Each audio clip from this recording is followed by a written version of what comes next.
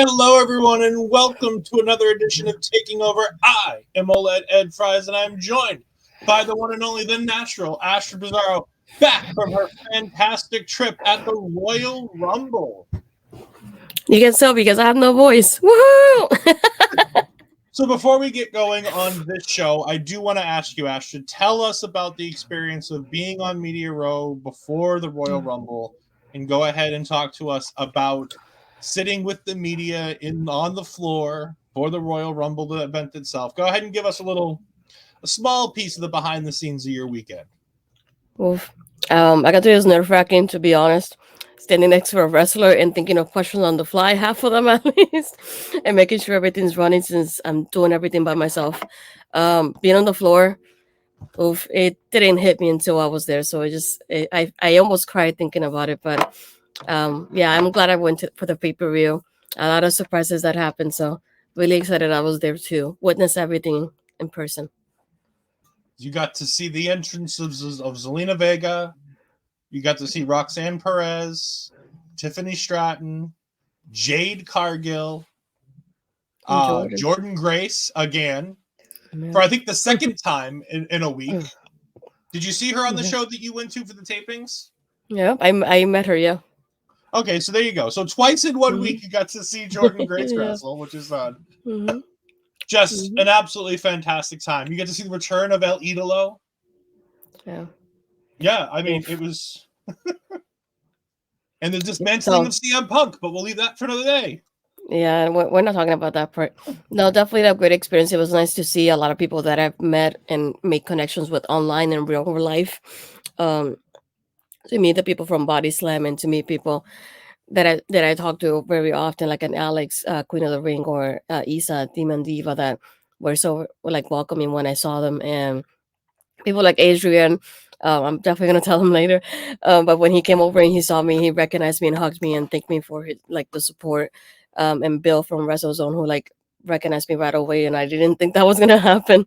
And him just talking to me just like normal. It was just nice to be a part of the group. I definitely like stood in the, like, almost in the middle of the room, and I looked at everybody and I thought to myself, I can't believe I'm here. Like, I belong here. But yeah, it was incredible. And remember, if you haven't gone out and check it out, I mean, it seems like everybody has the numbers it's doing.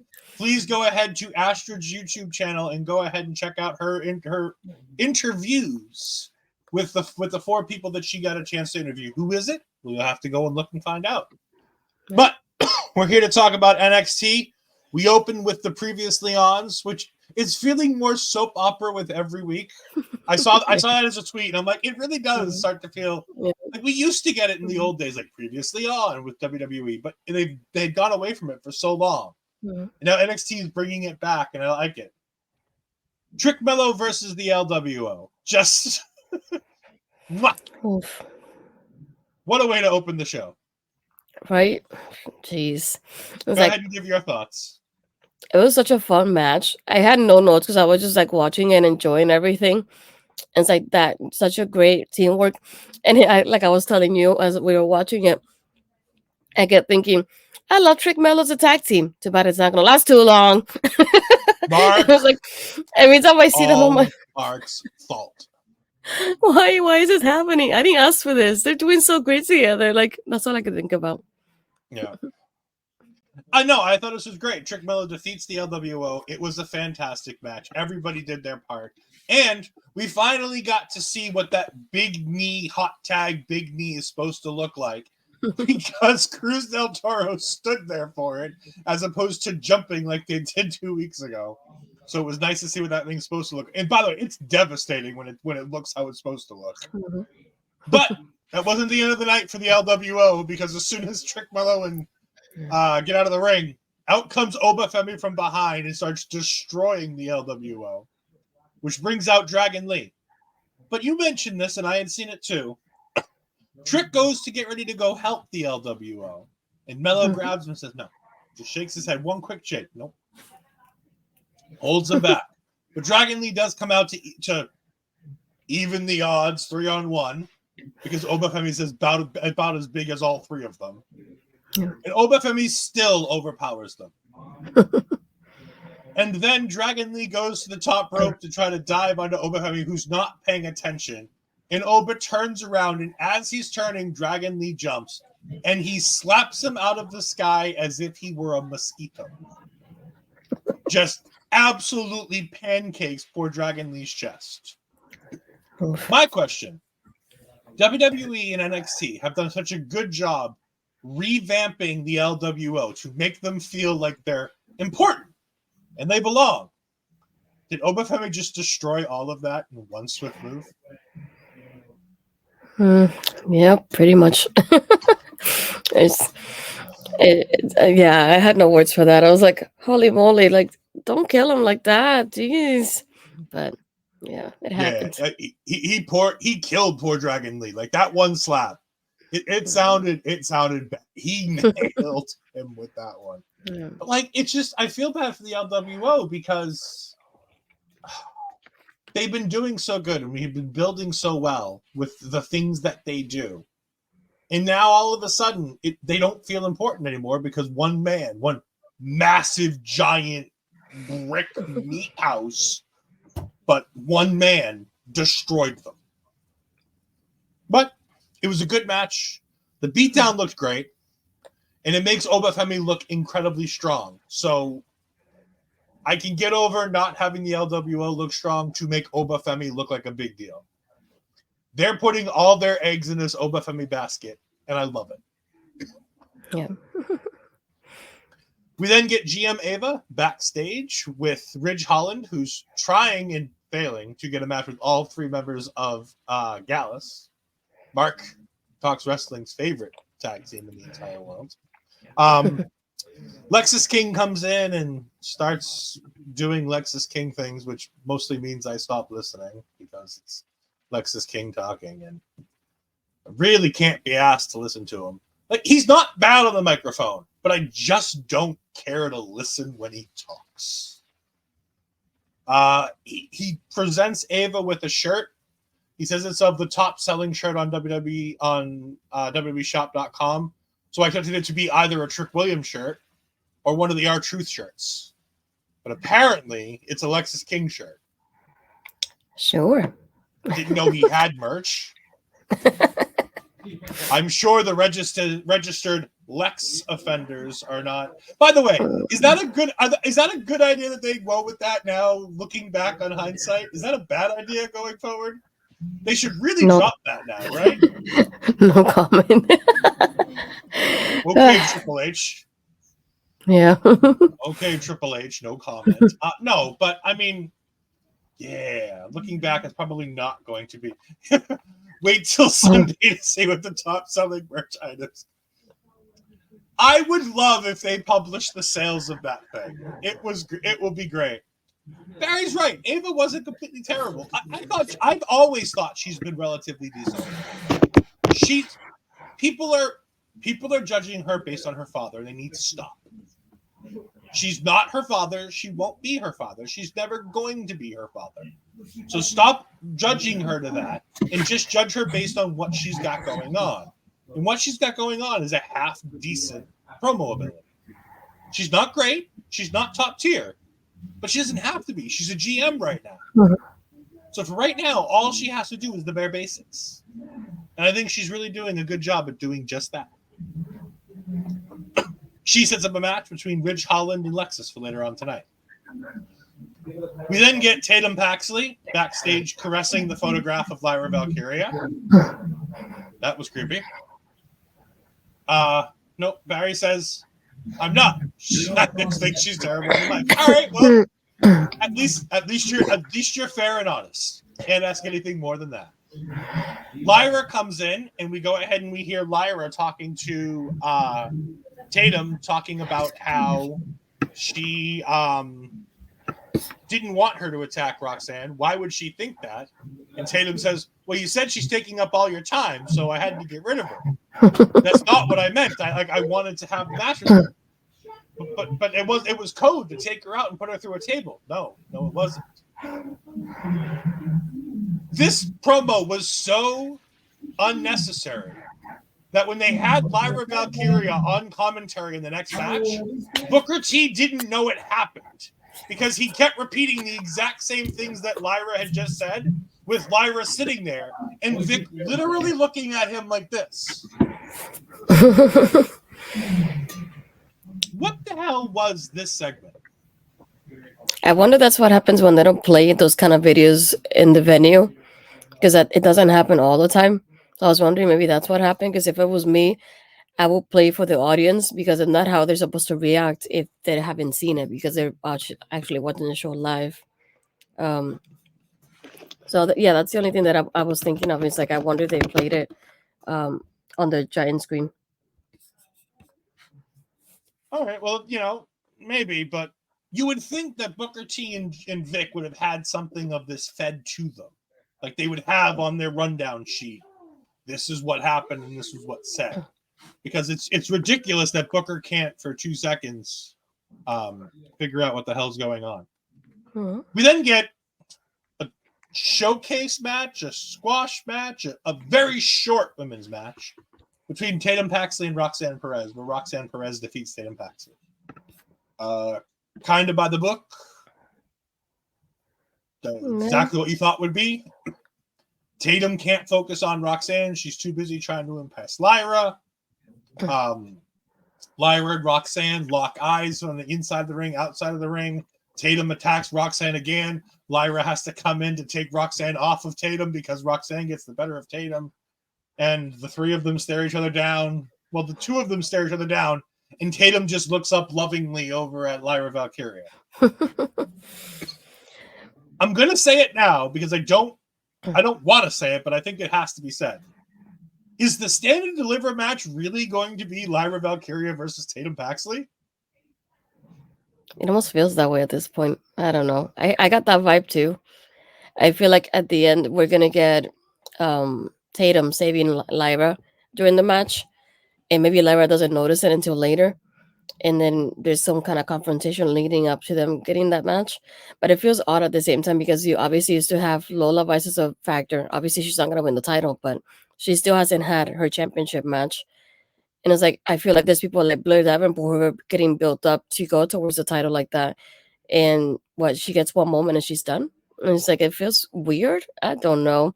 And like, I feel we've seen Blair kind of like in the background since all this stuff is happening. So I don't know, the timing feels kind of odd to me at the same time. I don't know, maybe it's just me. But in the match in itself, I did like the part of like Tatum doing that kick, the way Lyra does it. And then they keep like bringing it up during commentary too. And after Roxanne winning, the way she's just pointing at Tatum to Lyra, like look at her, she's down. And we had that moment of her coming over and they're attacking each other. But I like how Lyra, when she puts Roxanne, has that moment of like they have to stare down, but they don't really hit each other. And to me, it's just funny seeing Tatum in the middle, like, like just nothing. But I thought that part was kind of, I don't want to say funny, but yeah. We have 9 weeks minus a day between Vengeance Day and so there's plenty of time to build something else. But it just feels like that's the match they're trying to book. Yeah. And that feels like a letdown for Stand and Deliver. So unless something else is happening and this is one bit of a big match, and my guess is because of the Cora Jade injury, which to me I believe was the Stand and Deliver match. Mm-hmm. I think it was always going to be Cora versus Lyra for the title. They're trying to figure out what to do, and they're going to kind of meld a bunch of stories together. And one of those stories, I think, is going to be Lyra and Tatum. It'll be good for Tatum to get that big stage, and I think she's talented enough in the ring to hold up, which is more than we can say for one of the other women's matches we have on the card tonight. But Mike does bring up a good point.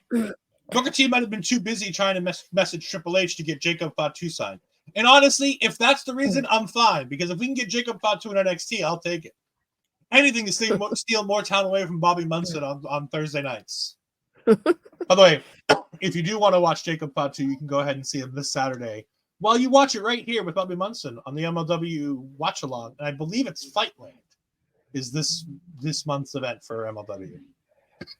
We get Ariana Grace backstage with Wren talking about her accent, how she smells, is her name British? Very Ariana Grace stuff. Yeah. Fantastic, but weird. I don't know why she thinks Wren the Sinclair is both a British and an Australian name. Sinclair is apparently an Australian name, according to Ariana Grace. So good to know that the Canadian understands what names come from what parts of the world, because I sure as hell don't. But thankfully, top shelf Fallon Henley, still the worst nickname in NXT, comes in to protect her friend Wren Sinclair. And there's a match booked. I didn't know who got booked, but I knew there was a match that was going to get booked. I thought it was going to be Ariana versus Wren, but it turned out to eventually be Ariana versus Fallon later in the night.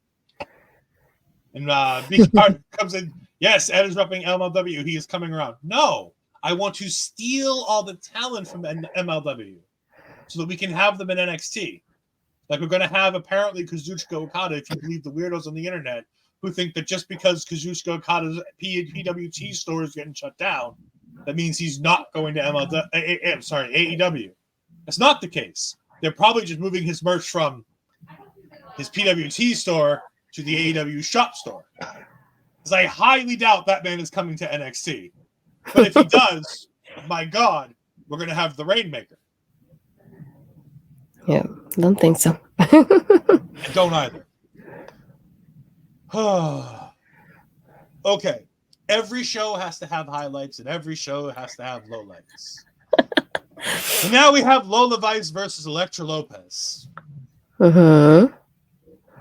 I will admit, it got more time than I thought it did.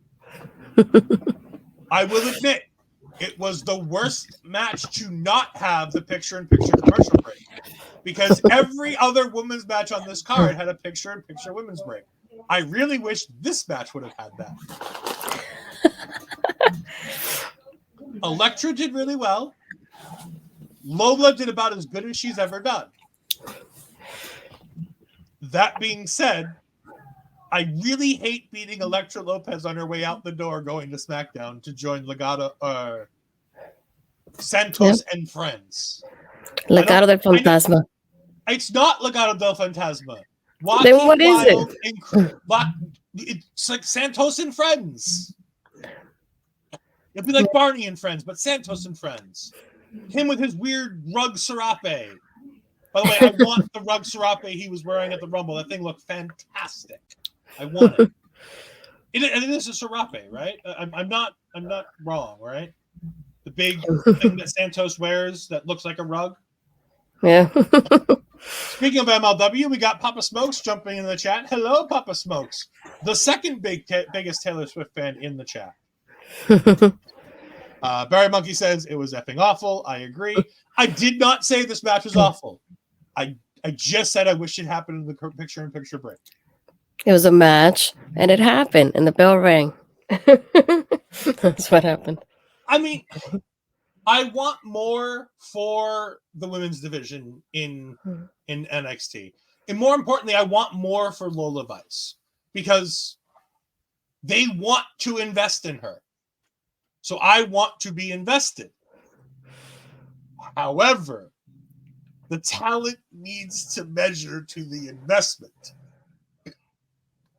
I will say, Jade Cargill proved in the Rumble that you can have investment in a superstar even if they don't have the best of wrestling skills, if you put them in the right spot. They need to now figure out what Lola's spot is to put her in that thing. My thing would be get Sonya Deville down here to the PC and have her train Lola so that she seems more MMA than Miami Heat dancer. I think if that happens, Lola Vice will be taken a bit more seriously. I'm not saying she has to come down looking like an MMA fighter. I'm just saying if we're going to keep touting the fact that she's a former MMA fighter, she needs to wrestle like a fucking MMA fighter. Look at if you're going to say it, at least show it. Look at how Shayna Baszler wrestles. She both wrestles and uses the MMA style. Ronda Rousey was the queen of the MMA style. And while Ronda Rousey gets 90% of things wrong, her matches weren't all bad. She had some good matches in there, and she can wrestle. I mean, she was in there with Stephanie McMahon and had a competent wrestling match with Stephanie McMahon. Now, it takes a lot to have a competent wrestling match with Stephanie McMahon, especially when she hasn't wrestled in a damn near a decade when she had the match. On top of that, you've got Sonya Deville, who can teach those same things. You've got Shayna and Sonya both there full time. Are you telling me that they can't teach Lola Vice how to wrestle a similar style? She can do it more flashy. She can do it more her. But she has to get more of the MMA into her offense to make it feel like that's part of her character. Because the more they mention that she shakes her ass on Instagram, the less I feel she's a former MMA fighter, and the more I feel like she's the Miami Heat backup dancer. I feel like if you were to tell me that she's a model or that she was a model before going to NXT, I will believe you. If you were to tell me right now without me watching NXT and just seeing this match, oh, this girl's a former MMA fighter, well, I'll be like, where? I didn't see any part of that here. There's no way that it seemed like she was. And it just, that's what I said from the beginning. Like, I was frustrated how quickly they put her on TV when she doesn't have the experience. And so, for example, we had somebody like Elektra who doesn't wrestle often, but you can tell by her ring, like her ability, that she has grown little bits and pieces here and there. She's obviously not 100% the best or anything like that, but you've seen her progress. And with Lola, I don't see that. And it was like the best match that we got was like a couple of weeks ago, if I'm not mistaken. That was her best match so far. And I was like, what happened to that Lola that I saw then? Because it's not the one that I see tonight. And it's just that I feel like they could have done better between both of them in this match as well. It's frustrating to see it, to be honest, because like I said from the get go, when she has that contract, you have to make me believe like she's a threat to the champion. Like that's like a Money in the Bank type of cash in. Like she can cash it in any time and win the championship. If you were to tell me that right now between her and Lyra, I will tell you she's gonna fail. I don't see her winning it because look at her. She can't beat Tatum right now, let alone Lyra. So just like it's like, for example, when you thought about Obafemi with Dragon Lee, you think, yeah, Obafemi's gonna beat him. Look at him. Like look at his size and the way he wrestles. That alone makes you think like he's gonna beat Dragon Lee. You don't see that with her. And I was like, I feel like I hate to say it, but I feel like they felt her booking since that happened. And even when this match got announced, I was thinking, do we get Lola getting a push with with the contract and her winning tonight? Or do we get Elektra winning on her way out of NXT? And I was like, really? I would have preferred Elektra winning this match, being like the veteran out of the two. Would have looked better for her on the way out, going and like getting that momentum towards SmackDown. Versus now with Lola, she wins and then what happens? Nothing. So like the win was not worth it. No. And this isn't an issue of ragging on the women. This is an issue of ragging on a match that didn't deliver. Because we'll talk about another match that didn't deliver and it has no woman in sight in just a few minutes. But like they've got something with Lola. They've just got to figure out what it is. They've got to fine tune it. The same way they fine-tuned Tiffany Stratton. They thought it was Daddy's Little Rich Girl. That didn't quite land. It didn't quite work. They took the knobs and they twisted them. And I'm going to not do that on camera because it looks weird. But no, they took the knobs and they twisted them to make the character work. She's no longer Daddy's Little Rich Girl, but she's still a rich girl. She still knows about the finer things in life. And she's just arrogant and annoying in the mean girl. She's just that. She's Cora Jade, but better. Because she knows who she is, she exonifies who she is, and she feels like that character. Whereas Cora Jade always felt like she was playing that character. And that's the difference between the two of them. And that's why I say Tiffany's the more well-rounded talent in all of NXT.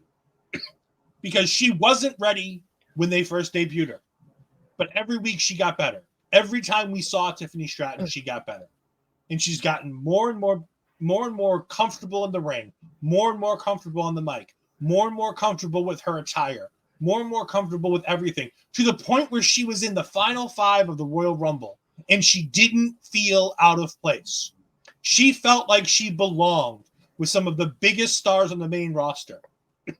In Astrid's interview, each and every one of the women Astrid talked to mentioned Tiffany Stratton as one of the women they wanted to work with in this Rumble. There's a reason for that. She is a star. WWE knows it. We know it. The internet knows it. It's just a matter of time. There was a picture of the final 4 eliminated people from the final 5, and Bayley's the only one not in the picture. And it's Liv Morgan, it's Jade Cargill, it's Tiffany Stratton, and Becky and Becky Lynch, sitting on the outside of the ring, looking up at Bayley as she's celebrating. Those 4, no, it wasn't Becky Lynch. It was somebody else. It was Bianca. I'm sorry, it was Bianca, not Becky. It was those 4 plus Rhea Ripley. That's your 5 women that the WWE builds around for the next 15 years. Bianca and Rhea are already there. They're already being built as big name stars. Liv's at that next level down. And then you have Tiffany Stratton and Jade Cargill who are ready to go. I don't know if Jade's going to be physically ready in the ring for the wrestling skills, but you know what? They gave her 3 months of intense training with Natalya. They had her training with Joe Hendry. They had her training at the PC. She came into that ring in the Rumble, and she showed out. She made an impact. We can say that now because there's no more impact. But no, she made an impact. She made an indelible impression on the WWE audience. And in one night, that woman made everything the WWE said about her when they signed her. Can she continue to deliver? That's a question we'll have to wait and see. Because we know her ring skills were not at the top shelf when they were in AEW. She's had time to work on them. I believe in her. I think she's a star ready to be made. She changed my mind at the Rumble. I really hope they can figure out Lola Vice, because Lola Vice could be that for this Latina community if they figure her out. If not, she's just going to be another female talent on the roster, shaking her ass on Instagram. And it's not me saying that. That's WWE literally telling us that week in and week out on television. And that's a shame. And another thing that I hated too, when I forgot what part exactly. I know it was before the match started. I think it was when Elektra was making her way to the ring. Like, oh, things are about to get spicy. I'm like, why? Because they're Hispanic and Latinas. I freaking hate that. Why would you say that? And it was like, oh, it's getting hotter. It's getting spicier. That's such a cliche thing. Like, I don't like it. The only thing I liked about it was the end when she does her finisher. The Buenas noches. I was like, that's the only thing I liked about it. But other than that, I was like, don't say that, because it just makes it like they have to fit into this bubble because they're Hispanic. They have to be spicy and hot and be like, like this. And I was like, we're not all like that. And it's like, it just makes people like go into like this little box. And I was like, that's not my thing. All right, I'm going to jump down off my soapbox now and stop preaching to the choir.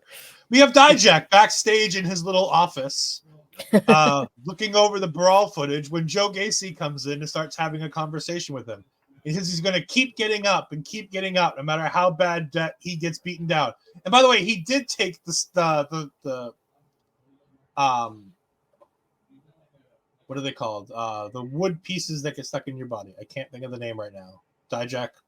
Oh my God! Why is my English splinters? That's it. Splinters. There you go, Splinter. And he took the splinters out of his ass.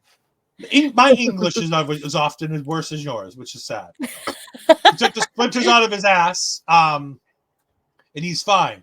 He then plays the audio tape that Dijak has, like the tape player that Dijak has in front of him. And it's Joe Gacy in this room earlier today talking to Dijak, which is just fantastic. Chef's kiss. Joe Gacy equals horror movie villain. I've been saying it since he feuded with Braun Breaker. He is a horror movie villain. They're leaning more and more into it every week. And I think it's great. They start brawling. It's fun. We'll see them brawling throughout the night. We then get the aforementioned match where men let down the ball. Lexis King versus Ridge Holland. It was a match, and it happened. I did not care one bit about this match. No. Nothing they did in the ring made me take notice. I didn't know how long it was because I was paying on my phone. I don't know what the fuck happened here. I saw Gallus interfered. That made me smile because it put Gallus on my television screen. But I got nothing. Lexis King beat Ridge Holland with Gallus's help. Cool. Yep. We got Trickmelo backstage talking about the week that was with Carmelo. Trick's like, hey, didn't expect to see you in the Rumble. Melo's like, yeah, I didn't get to see you on SmackDown. He's like, well, those guys, I didn't trust them, so I had to be there. He's like, yeah. Can't trust those two, Grayson Waller and Austin Theory. And they get ready and they start talking about, as I'm now dubbing him, Double Duty Trick. DDT, Double Duty Trick, coming up at Vengeance Day now that they've gotten themselves into the finals of the Dusty Classic. We then get my favorite segment of the night, the funeral of Chase University. Or is it? Andre starts saying goodbye. He talks about how much this university's meant to him. Duke Hudson says that he's a different person from when he started at Chase U. And he threatened, I mean, with the help of some students at Chase U, put together a video package. And the beginning of this video package is, now, I'm dating myself by saying this, and I showed it to Ashley because I don't think she'd ever heard it or seen it before. But the song is Tell Me a Lie. It was used when Shawn Michaels had to retire. Not in the 2000s or not in 99. Way back in like 96 and 95, before he was ever world champion. It goes all the way back to then.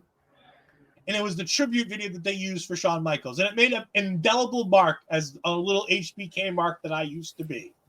That I associate that song solely with Shawn Michaels. Which I think is funny because Shawn Michaels is running NXT, and I guarantee you he's the one who put that song into that theme. Wouldn't surprise me. I told you, he's reliving everything he can from his career through the people he trusts and enjoys. And that is Duke Hudson, Thea Hale, Andre Chase, Riley Osborne, JC Jane. This five-person group is something he truly enjoys because he's having a ball with them. But JC Jane, so as Andre Chase is about to, finally put the final nail in the coffin of Chase U, out comes JC Jane and she announces the girls of Chase University calendar will be on sale starting at Vengeance Day. I always knew it was something. Like I said, I came up with the crass ideas. It was an OnlyFans. JC was going to start pimping out the female student body. I wasn't necessarily wrong. I mean, you saw the photo that they put up for the cover of the thing, right? Yeah, great timing. It was JC Jane. I believe it was JC Jane and Thea Hale, right? Both in men's t-shirts and nothing else. Well, we can't see anything else. I'm sure they had other clothes on underneath, but and they bring out the women of Chase University. I would assume there's 8 or 9 women walk out that I have no clue who they are. Except for Carmen's the only one that we know in the front. Because she was there, I think, last time. Yeah. But yeah, no. JC saved the university. That she says this will not only repay the debts, but it'll keep Chase University open for months and months to come. Barry Monkey says, start selling a calendar in February. Brilliant. It takes time to put a calendar together, especially when you didn't know you were going to need one. So you miss a month. It's not that big a deal. It'll be fine. And I'm sure Mike the Ref saying, I'm sure we will learn who they are soon. Yes, Mike the Ref is already asking for Astrids. And while we're talking about it, if you want to go ahead and order your own copy of the Girls of Chase University, you need to go to this link. Mike, I know you were asking for it earlier on Twitter.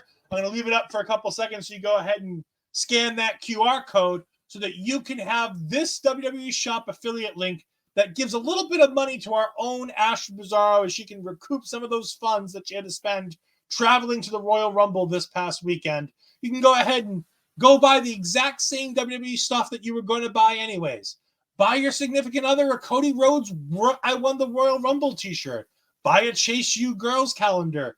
Buy anything you want. Just don't buy anything from Lexis King because we don't want to support him because why?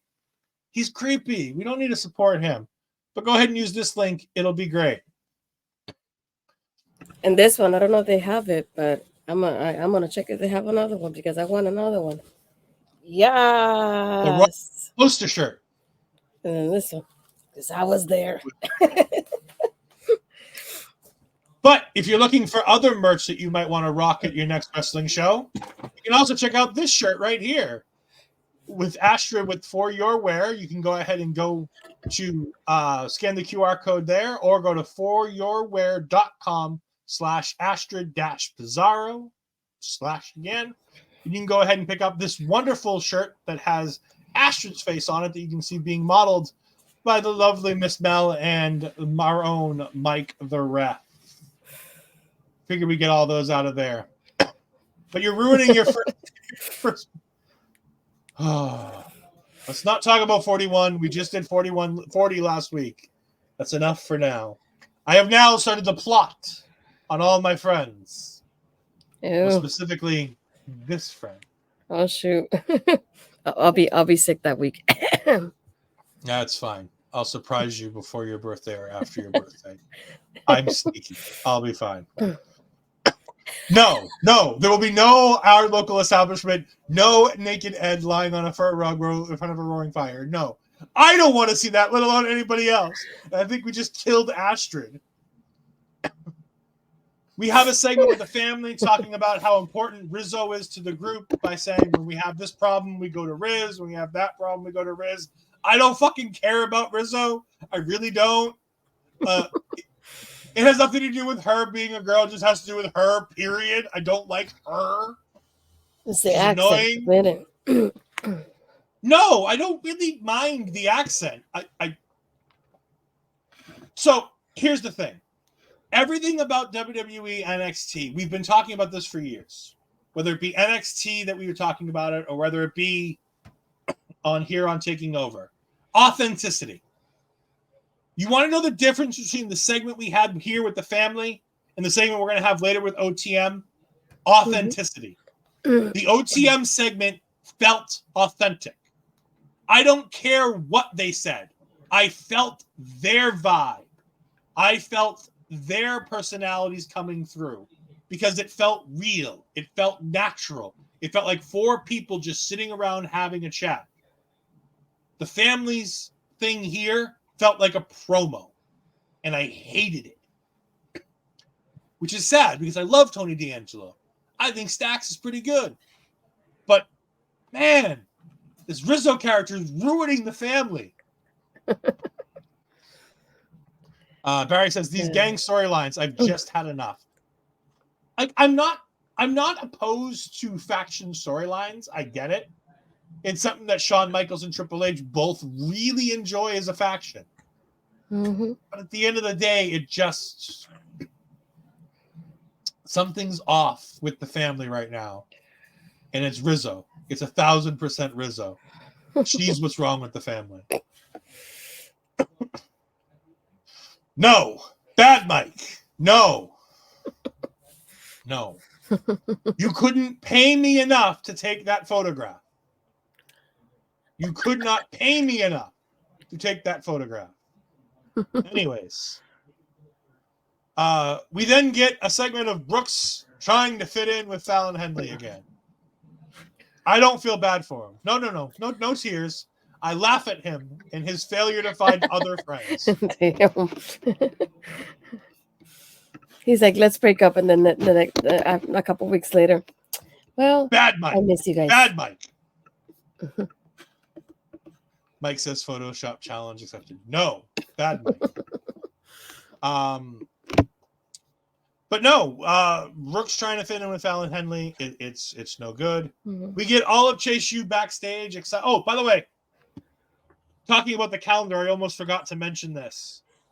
Andre Chase hugs JC Jane. He says, I was wrong about you from the get-go. I've always felt you were bad, but now you're a part of Chase U. The look on her face when she heard him say she was a part of Chase U was part horror, part joy. Yeah. My favorite part about this too, as she's walking out with Thea, she says, if you want something said, ask a man. If you want something done, ask a woman, as she makes her way to the ring with Thea. And it just makes me laugh how he's like, I was a little toxic at first, but like now I'm like part of JC if you think about it that way. So I like how she like brought that up, that tidbit there. And like another thing that we didn't say, but like the video in itself when it says JC 2021 to 2024, I get like we both said at the same time. It's been going on for 3 years. I was like, I didn't excuse me, realize. 3 years? I didn't realize that. Okay. I also love how they didn't shy away from having Bodie Hayward in any of the video. The video's perfect, like put him into the segment. And I thought that was great. Like having him still there, even though he's not here anymore, even though he's gone, they didn't just like do what WWE normally does, which is pretend you don't exist anymore. And you want to know how I know they do that? Think about when Roxanne won the title. The only time you saw Mandy Rose in any of those video packages doing the Toxic Attraction build to the Toxic Attraction triple threat against Roxanne was literally the fact that she pinned her. And they didn't even have her face in the shot. Yep. They refused to mention her. All right.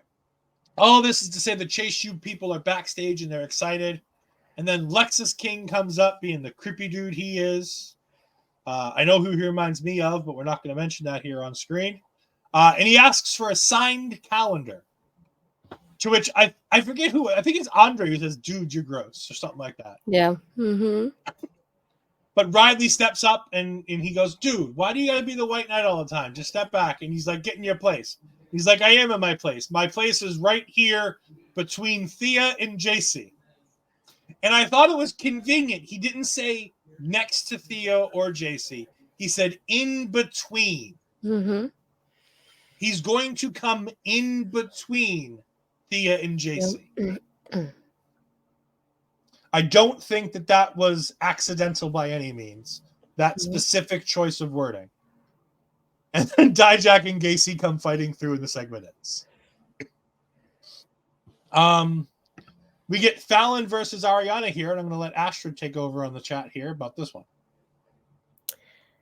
This one, I was just like the point that I was more disappointed. It felt really short. If that's the only thing about it, and half of it was in picture. So I was like, me with my glasses, I will not stand like this to see the match. So that was not great for that point of view for me. But the most important part is that we get at a point that Chikara is on one end, and then she kind of distracts Fallon a little bit. Fallon looks at the front there, expecting Lash.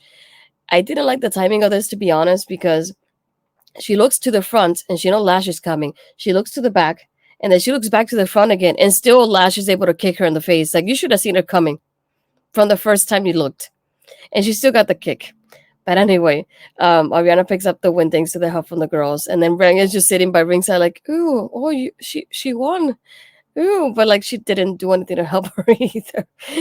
Which I thought was pretty interesting. But there was nothing particular in the match in itself. It's just, I like how Ariana starts winning like these kind of like, I don't want to say random matches, but like these matches of like, you don't expect her to win, but she ends up with the win in the end somehow, which is the funny part. But it adds to her character too. I thought the match was good. I didn't think there was anything exciting about it. But then again, I didn't think there was anything wrong with it. It was a fine match. It had a decent amount of time with the picture-in-picture ad break. It got 2 segments that way.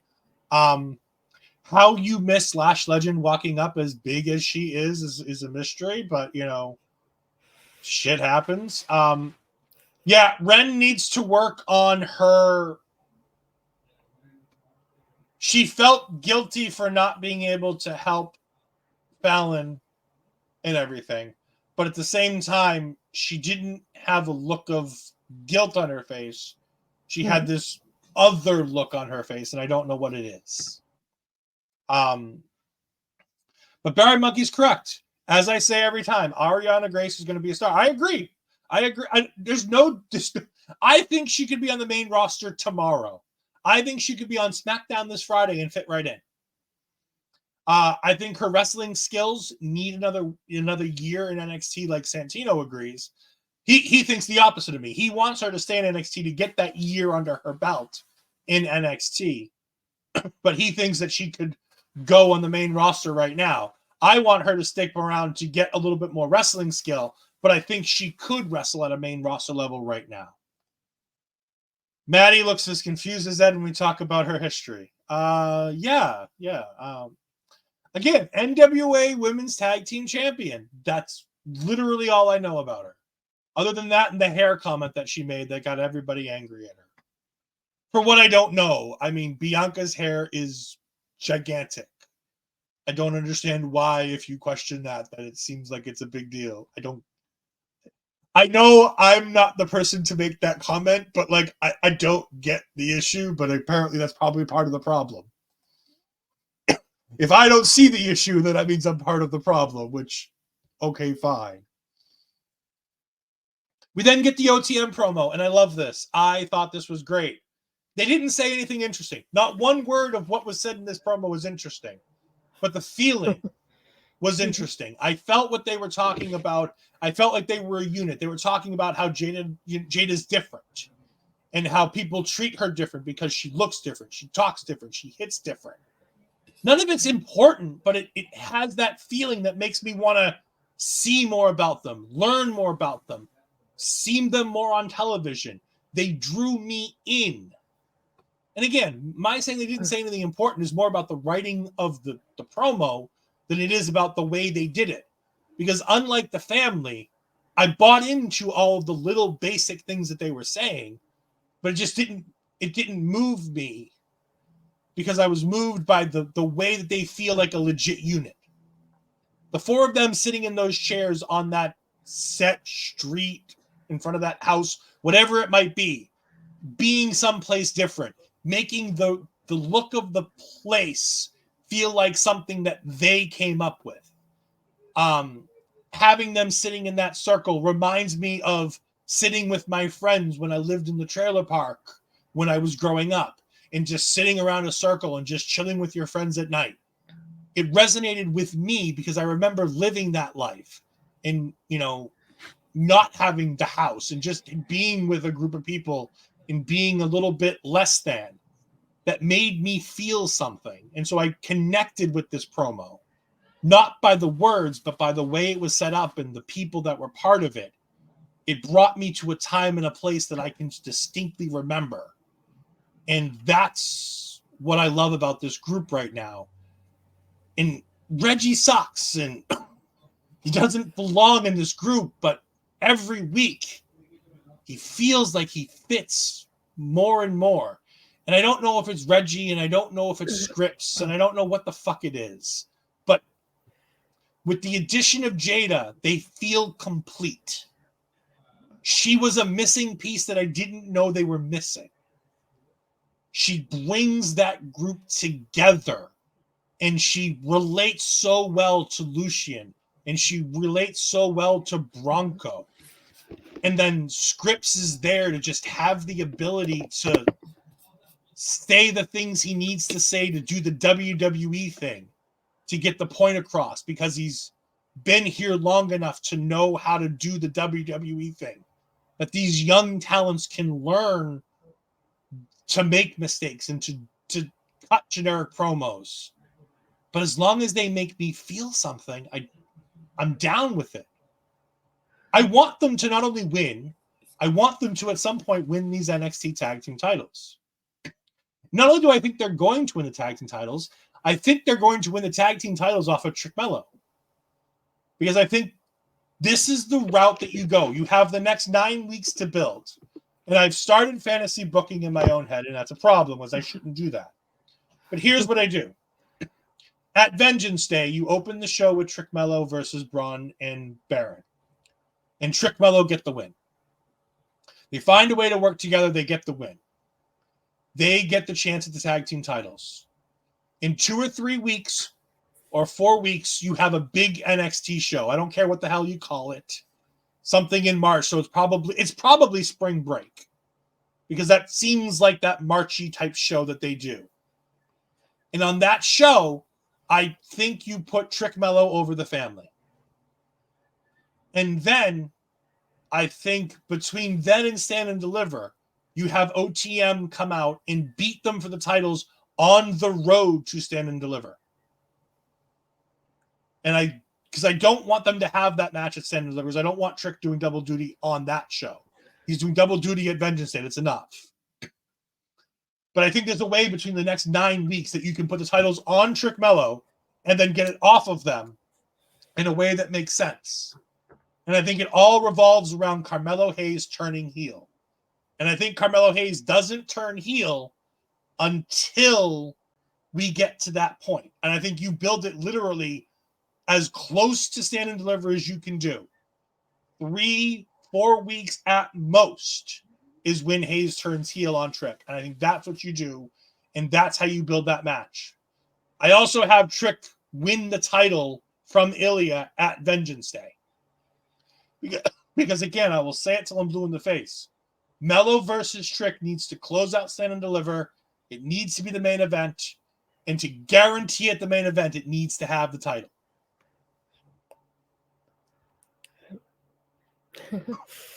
And what I like you said, going back to OTM, it just feels so genuine coming from them. It feels like so real. And I like that about it. And I feel like the background in itself and the way they were like, that's how it is in Puerto Rico. Like when my grandma has a corner house and whenever there's a holiday, there's a barbecue and all the seats in the corner, everybody's in a circle playing dominoes or whatever like that. So you can see how genuine that feels compared to what it was for the earlier promo for the group. And just thinking about the fact, like them sitting in front of the building like that, it kind of makes you think of like humble beginnings. And it kind of makes you like connect more to OTM in such a way. It has been my favorite promo from them so far. I feel like I feel like the most connected to them on this one. And like I understood them a bit more too. And I didn't think how Jada was gonna fit with them. I thought it was kind of random having her in there. But with this promo, she definitely fits so well with them. The way she was able to talk her story and they were able to agree with her and say something about it too. It felt great. It felt just like a casual conversation between friends. I really enjoyed it. It was like better, like you said, more than the other one, which is ironic being that the other group, except for Adriana, they have been there for a while. But yeah, I like how genuine it felt, how real it felt. Yeah, definitely the best one. They're taking a stereotype and they're using it to their advantage without making it seem disrespectful. And again, that goes back to the fact that NXT has been trying for the last 4 years to change the old WWE ways about this isn't Crime Time 2.0. Lucian Price and Bronco Nima, OTM as a group, they're not Crime Time. They're not a black stereotype of people getting in trouble. They're about, like you said, humble beginnings. But people that aren't them can relate to that. Like I said, with me, I grew up in a place where there wasn't a lot of money and I didn't have a lot of opportunity where I was. And there was a lot of different things going on around me that made things unsafe for me growing up. But I was around people and it was a different group of people. It wasn't, not everybody looked like me. Not everybody talked like me. And I grew up around people who weren't me. And I can connect to feeling different. I can connect to talking different, looking different. And I think that's what makes them so good, is that they're finding ways to make them connect to people without being stereotypical. But they're using the things that make the talent feel comfortable. And it goes back to Swerve, and it goes back to Hit Row. All 4 of them felt like a bigger deal because they felt authentic and comfortable doing the rap gimmick, being in the studio, B-Fab, singing over a riff. There's a reason why it worked in NXT and it didn't work on the main roster. And the missing link there was Swerve. Swerve made that group feel authentic. And when they came back with Swerve and AEW, it felt off. It felt wrong. There was a missing piece. And Top Dollar, as much as he tried, Flop Dollar couldn't do it. And it just brought the whole group down. And it cost B-Fab a real shot, because I think she had something interesting to offer that NXT vastly needs, which is a babyface African American, and we're finally getting with Kalani Jordan, but it's that Bianca Belair, but a different version of Bianca Belair. She doesn't have to be built and strong and powerful. She was a different version, fast. And there was this thing that I thought that she had, that if they were cultivating it the right way, they could have made something about it. And when that fell apart, I was a little disappointed because I thought out of all three of them, she had the most potential. I mean, we're not talking about Swerve because obviously Swerve's a star. People knew Swerve was a star before he got here. And people are seeing it in AEW right now, why Swerve's a star. And as long as he stops bleeding into Adam Page's mouth, it'll be fine. But no, OTM, they feel real. They feel like a big deal. They feel like... You mean the pro rapper missing made the rap group look bad? That's insane. It's funny, but it's true. Like, people thought when Hit Row came back that they were going to be the same, even without having him there. WWE officials thought they were going to get the same vibe from Hit Row without Swerve that they had with Swerve. And they quickly found out that they didn't. There's a reason why they didn't get pushed, and it's because they couldn't get that extra vibe. And yeah, it seems simple to say you take the pro rapper out of the rap group and it makes them look bad. But WWE put it on television for months thinking it was going to work, and it didn't. And that's where I think OTM hits the mark.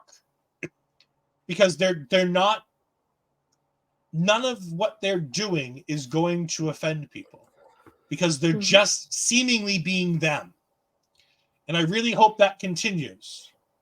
Because as beloved as Crime Time is beloved for vastly different reasons than people want to love them nowadays. When you look back at Crime Time, you look back going, these guys are ultra talented, but... And I don't want to look back at OTM and think, but. We then get Metaphor coming to the ring.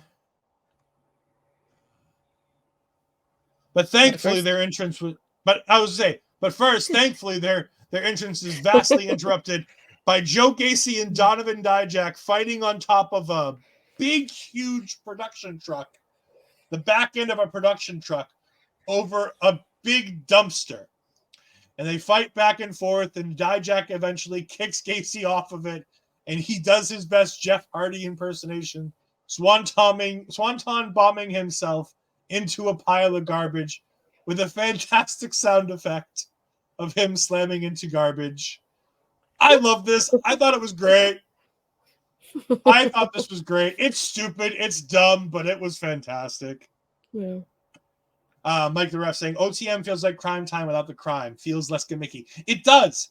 They're not trying to be something. They're just who they are, and it feels real. Again, we keep going back to these two words, real and authentic. And when you bring real and authentic into wrestling, it makes things better. It often makes things better when things are real and authentic, because they're not trying to remember lines. They're not trying to remember how to be something. Ariana Grace is a character. She's not the beauty queen, pageant queen, but she's good at being the character. OTM feels like them. I feel like if I met, Lucian Price and Bronco Nima outside, I feel like they dress the same way. I feel like they talk the same way. I don't feel like they're going to all of a sudden be like, oh, hello, how are you, peon?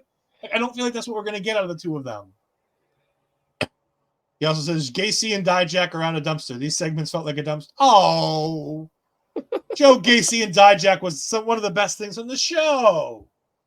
I'm also going to throw this in here now. We get Ava later on arguing with Dijak about how could he do this. And then all of a sudden he's like, I want a no DQ match with him on Sunday.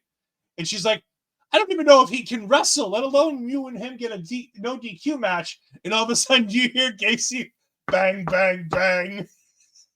I'm in. So the match is made. We're going to skip the Wolf Dogs for now because we want to get back to them to kind of finish on a high. Talk to me about Von Wagner losing 2-0 in 4 rounds in the Heritage Cup, Astrid.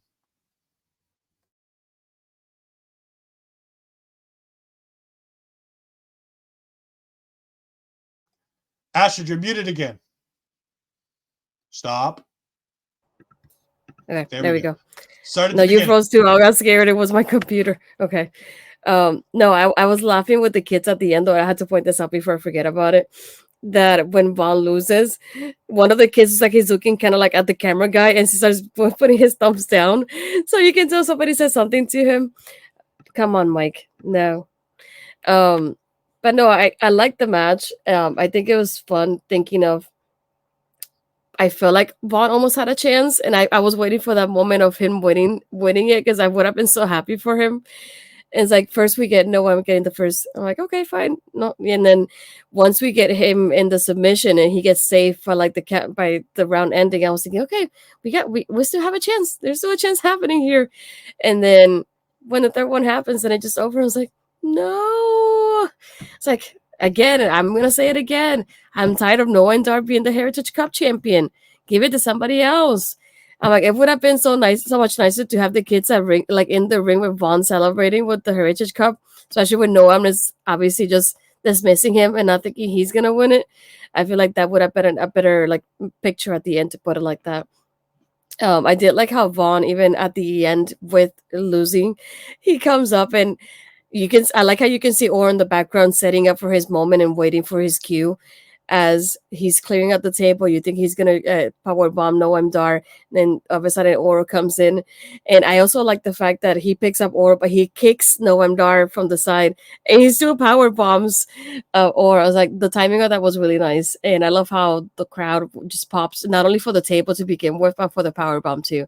I feel like it was great, but yeah, I would have preferred Vaughn winning. I feel like it would have been a better ending for me. You want to know the moment I knew that Von Wagner was losing this match? When his entire entrance was done while we were dealing with the Joe Gacy stuff. Yes. Yep. Yeah. When they came back from the Gacy stuff to the ring and Vaughn's in the ring, I'm like, well, they don't think he's important, so neither should I. Nope. I knew at that moment he was losing the match, and I did not think it was going to be 2-0. I loved having the little kids in the suits, though. They were so fantastically adorable in those little itty-bitty suits. Oh, it's great. Mike the Ref jumps in. This is, I think Dar loses that cup to Nathan Dempsey. I think he means Charlie Dempsey when he returns from excursion under the assistance from that English wrestling legend, William Regal. I mean, I could see Charlie Dempsey winning the cup. I think it'd be weird to have two heel groups going after the cup at once, but I think Dempsey's built for the Heritage Cup, so I wouldn't be too surprised. Hello, Mr. Parrish. Thank you for joining us. We greatly appreciate it. But no, yeah, I thought this was a match. I wish they would have given Vaughn a chance in this match. Have it go 6 rounds. Have some like when they did everything they needed to give Vaughn like a big shot at winning this, and they had him lose 2-0. Like they had the girls come out and clean out Lash and Jakara. Oh yeah. So you had it down to 1-on-1. Like it's a perfect opportunity to do something for Von Wagner, and then it just falls apart, and it feels weird. And it feels bad. They don't have any faith in him. And I can't wait for the next person who actually feels like they have a shot. Because going into tonight, I thought he had a shot. Granted, I did think the match was on Sunday at Vengeance Day and not here, but that's besides the point. Von Wagner saving it again. What a hero. Oh, I knew Barry was going to love talking about Von Wagner. But we're done with Barry's favorite things. Done with Von Wagner. On to some of my favorite things. Braun Breaker and Baron Corbin. We had Braun Breaker and Baron Corbin. Baron talking to Braun about the Rumble. He's like, dude, you should have called me if you knew you were going to be there. I would have come down and watched it in person. I wouldn't have had to watch on TV. I wouldn't have had, I would have been able to be there and watch you and see the Wolf Dogs doing their thing. And he's like, what'd you just say? He's like, this thing and that thing. And that. No, before that. No. What'd you call us? What are you talking about? Like, you called us the Wolf Dogs. He's like, no. Stop thinking about the past. Stop thinking about the present, the Wolf Dogs. And he's like, you just said it again. That's twice. And he's like, you know what? Forget about it. The president, we're going to take out Melo. We both owe Melo something, and we need to take Trick down a peg. And I'm like, ooh, interesting. They have a plan, but it's well built. Both Baron Corbin and Braun Breaker want to take apart Carmelo Hayes. That makes sense. In doing so, they also want to take Trick down a peg because both of them want the spot that Trick has right now, the number one contender. So this matchup makes, as silly as it is to have a tag team championship tournament for Dusty Rhodes and talking about tag team wrestling, to have two essential non-tag teams in the finals. I mean, Trickmelo is essentially a tag team, right? Like, they're a group. They've been a group for a while. They've been paired together. They don't often tag wrestle, but they're a group. So they feel a little bit better than Braun and Baron. But again, Braun and Baron are two big-ass singles guys who both understand tag team wrestling. You can say Braun Breaker learned from one of the greatest tag teams of the new generation era in his father and his uncle, the Steiner brothers. He learned tag team wrestling from them, so he understands how to tag team wrestle. Baron Corbin's been in loads of tag teams. Loads of them. He's been part of the Authority. He's been part of his own Baron Corbin gang, where he had various groups of cronies. He tag teamed with Riddick Moss for months, or obviously under Madcap Moss, but all kinds of. He's the last person to pin Roman Reigns in a one-on-one match. People forget that stat. Baron Corbin is the last person to pin Roman Reigns in a one-on-one match. Yeah. He's able to win a tag team tournament with a guy who's not a friend of his. That makes sense because of how good they are. And this final match is going to be fantastic. We then get the rundown for this Sunday on Vengeance Day. And speaking of this Sunday, we've got you covered both before and after the show. We are going to be recording our pre-show, so we're unfortunately not going to be able to take comments live during the recording because we accidentally double booked Saturday night at 8 o'clock. So what we're going to do is we're going to record with the lovely Shay from bodyslam.net. She covers NXT with her tag team partner, I believe it's Kat, correct? Yeah. Mm-hmm. Yeah, so her and Kat cover NXT for bodyslam.net. So you can go ahead and check them out when they do all of their NXT coverage. But she is going to be our guest for our Vengeance Day pre-show. And this will be airing sometime on Sunday. We'll get a time for you once we know. We'll go ahead and post it on social media. It will be after Point of View, but before the show goes live for NXT Vengeance Day. And then, of course, after NXT goes live, after Vengeance Day ends, come right back here to our local establishment so you can go ahead and see me and the lovely Natural Astrid Pizarro as we go ahead and recap NXT's Vengeance Day as quickly as possible so Astrid can get to sleep before she has to work on Monday morning. Yeah. But Vengeance Day is going to have Joe Gacy versus Dijak in a no disqualifications match. Lyra versus Roxanne for the NXT Women's Championship. The Family versus OTM in a 6-man tag. Dragon Lee versus Oba Femi for the North American Championship. In the finals of the Dusty Cup, we have the Wolf Dogs of Baron Corbin and Braun Breaker taking on Trickmelo Gang. And of course, Double Duty Trick is going to be opening and closing the show as he goes ahead and in the main event takes on Ilya Dragunov for the NXT Men's Championship. It is going to be a night that hopefully Trick does well. But speaking of meeting your heroes, I got to go ahead and see some of my heroes when I went to NXT Battleground. Astrid did get an opportunity to meet one of her heroes. We're going to go ahead and throw up the picture here. And people, I must warn you, we've talked about how short Astrid Pizarro is on the show before. But I don't think anybody truly understands how tiny this woman is. Because here's a picture with her next to her crush, Julius Creed. Yay, I met him. He's leaning down, and you're still only at, like, look, he's literally leaning forward to take this photo so you can be in the same shot as him. Mm-hmm. Yep. How did it feel? How did it feel to meet the love? YouTube. Yeah. Mike the ref saying he's going to have to help stretch the show out. Oh, No, what was Mike. it? What was it? Bad Mike. What was it like meeting the wonderful Julius Creed? Did you have a good time? Yeah, I was kind of scared. I was thinking he was not going to take the picture because obviously there's a lot of people asking for interviews. I was like, I just want a picture. I'm not going to interview you. That's fine. But no, it was funny. You should have interviewed him too. You could have had video of you and him. I don't think we would have fit on the same frame, and I was by myself. You realize that, right? It's fine. He could have gotten on his hands and knees and done the interview, and it would have been fine. That's a great visual. Can you imagine the WWE official next to you as you go ahead and say, Julius, can you get on your hands and knees so I can actually talk to you? No, you would have framed the shot beforehand. It would have been fine. But no. We then get to the final segment, which is Trick talking to Ilya Dragunov.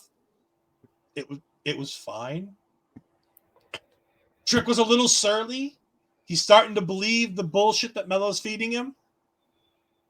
Ilya's piling on that Melo's just lying to him and that Melo's not telling him the truth and that Melo's not really a friend.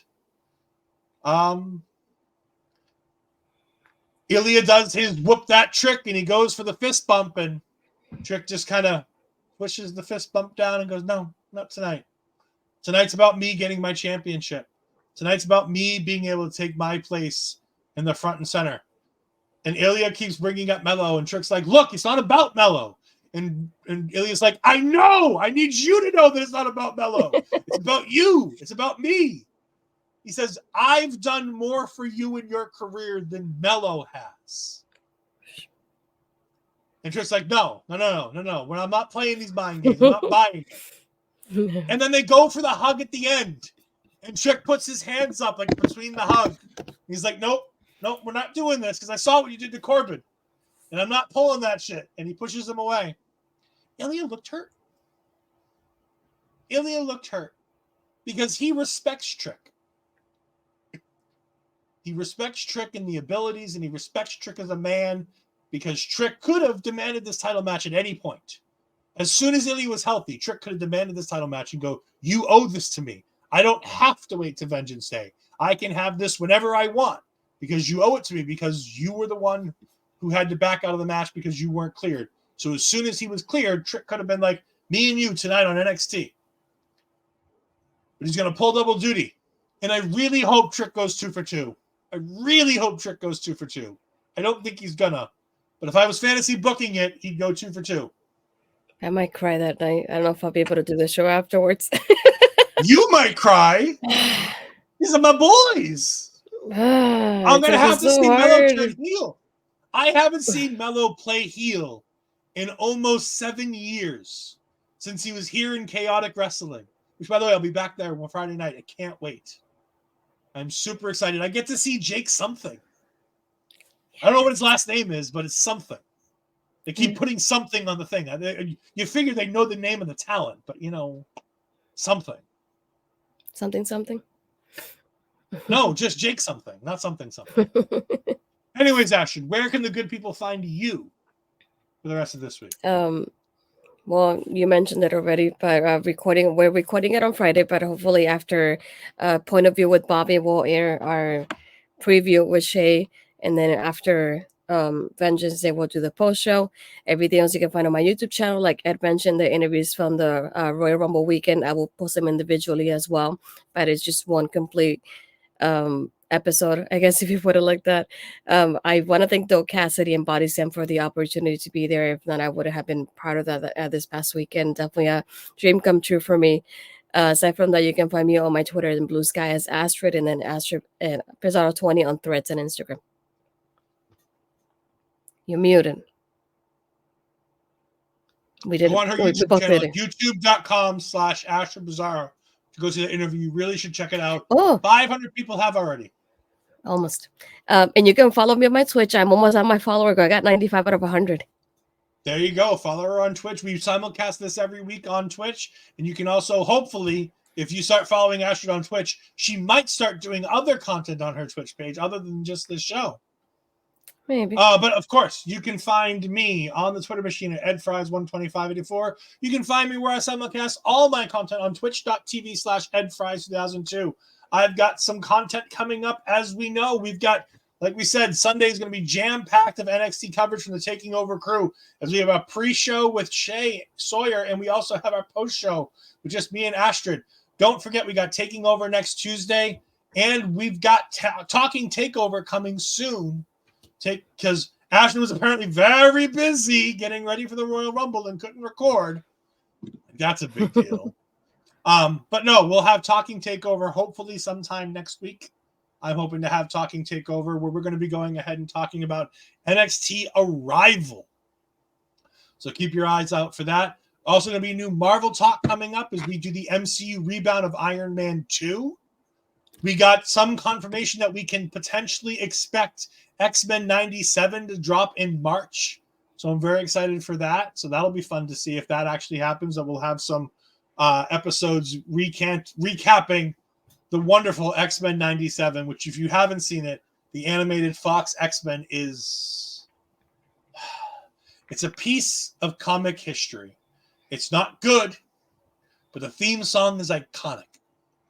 And if for the theme song alone, you must take a watch. And of course, you can find all of the wonderful Our Local Establishment content right here on these different platforms. But we are going to go ahead and we are going to raid out to a good friend of mine, JT Dunn. We're going to go out and raid to JT Dunn tonight. So thank you all for joining us, and we'll see you next time. Goodbye.